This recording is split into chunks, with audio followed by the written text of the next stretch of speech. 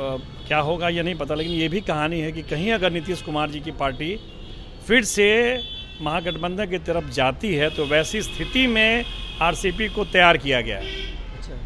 नमस्कार, आप देख रहे हैं न्यूज़ फॉर नेशन। मैं हूं आपके साथ नरोत्तम सिंह।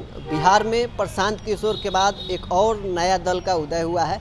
पूर्व केंद्रीय मंत्री जेडीयू के पूर्व राष्ट्रीय अध्यक्ष आरसीपी सिंह नए दल लेकर आए हैं। हमारे साथ वरिष्ठ पत्रकार इंद्रभूषण सर हैं। पूर्व केंद्रीय मंत्री जेडीयू के पूर्व राष्ट्रीय अध्यक्ष आरसीपी सिंह नए दल लेकर आए हैं। आशा क्या बिहार में कितना प्रभावी रहेंगे? देखिए क्या है ना कि जब तक नीतीश कुमार जी एनडीए के साथ रहेंगे, ये मान के चलिए कि जो लौकुश समीकरण है कुर्मी कोयरी वोट, उसके नेता वही हैं। कोई ये समझे कि अब नीतीश कुमार जी एनडीए के साथ हैं, कोई कोयरी वोट तोड़ ले, कुर्मी वोट तोड़ लेते, हमको नहीं लग रहा। अभी भी नीतीश कुमार जी के साथ लौकुश समीकरण है, पहली बात। दूसरी बात क्या है कि जब तक नीतीश कुमार जी एनडीए के साथ हैं तो वहाँ किसी दूसरे कुर्मी या कोयरी नेता की कोई अहमियत नहीं है। यही कारण है कि सम्राट चौधरी को भी आप देखिए कि पगड़ी कुड़ी खुलवा दिए वो। आरसीपी भी चूँकि उनके साथ छोड़ दिए थे, तो बीजेपी की मजबूरी है। जब वो नीतीश कुमार के साथ है तो कैसे आरसीपी के साथ रहेगा? तो अब आरसीपी एक नया दांव अपना चल रहे हैं। पीछे की ये भी कहानी है कि अब क्या होगा ये नहीं पता, लेकिन ये भी कहानी है कि कहीं अगर नीतीश कुमार जी की पार्टी फिर से महागठबंधन की तरफ जाती है तो वैसी स्थिति में आरसीपी को तैयार किया गया है। ये खेल ये है कि वैसी स्थिति में जैसे पिछली बार चिराग पासवान को आगे करके पूरा जदयू को 80 सीट से लाया गया 45 पर, तो इस बार भी कहीं, अब ये नहीं बोल रहे हैं कि अभी कहीं से कोई बात है, लेकिन ये एक स्ट्रैटेजी है कि अगर नीतीश कुमार की पार्टी अगर महागठबंधन में जाना चाहेगी, उस परिस्थिति में आरसीपी के तेवर का, आरसीपी की पार्टी का इस्तेमाल किया जाएगा। जैसे दिल्ली में अब देखिए ना 12 एमपी है, तो ललन जी की क्या स्थिति है, तो वो एक स्ट्रैटेजी है। लेकिन जहाँ तक वो जात समीकरण है, मुझे नहीं लगता है कि जब तक नीतीश कुमार जी एनडीए के साथ हैं कोयरी कुर्मी के कोई और नेता नहीं हो सकता है। आरसीपी सिंह के जो पार्टी का ऐलान उन्होंने किए हैं, आप सबकी आवाज़, तेजस्वी यादव भी शुभकामनाएं दे रहे हैं। प्रवक्ताओं की भी बात करें तो सॉफ्ट कॉर्नर आरसीपी के प्रति नज़र आ रहा है। क्या लगता है आगे चलकर कभी सांठगांठ आरजेडी के साथ संभव है?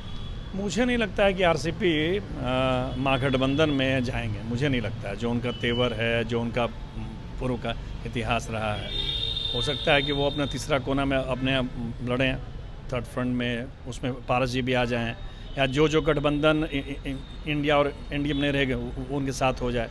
अभी क्या होगा, अभी 1 साल देर है।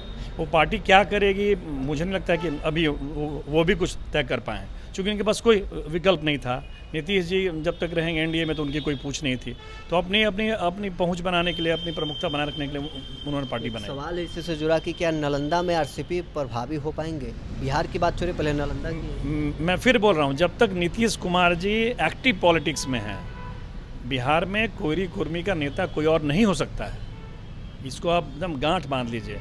ये चला रहा है करीब आपको 94 से 94-93 में उन्होंने लालू जी को छोड़ा, और वही पटना में सम्मेलन हुआ, कुर्मी महासम्मेलन, तब से वो चला रहा है। आज भी नेता वही हैं।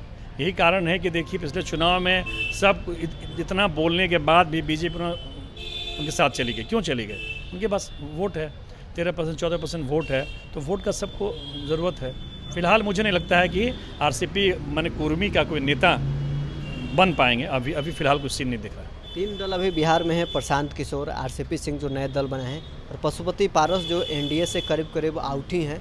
क्या इन सब मिलकर बिहार में कोई वोट बैंक में कटौती कर पाएंगे इंडिया महागठबंधन का? प्रशांत किशोर किसी के साथ नहीं जाएंगे। अगर वो दूर की राजनीति अपने जो बार बार कहते रहे कि मैं दूर की राजनीति करने वाला हूँ, केजरीवाल की तरह बिहार मूव करने वाला हूँ, मुझे नहीं लगता है कि वो किसी के साथ जाएंगे। और पारस जी और ये तो अब देखेंगे कौन को क्या सीट देगा। ये लोग तो अपने बार्गेन करेगा सीट को लेके, 2 सीट 4 सीट 5 सीट जहाँ मिलेगा वहाँ हो जाएगा। तो चलिए, वरिष्ठ पत्रकार इंद्रभूषण सर हमारे साथ थे, जिन्होंने सभी सवालों का जवाब दिया है। आरसीपी सिंह नए दल लेकर बिहार में आए हैं। कितना प्रभावी रहेंगे तो आने वाला वक्त में पता चलेगा। बहरहाल इतना ही, आप बने रहें न्यूज़ फॉर नेशन के साथ।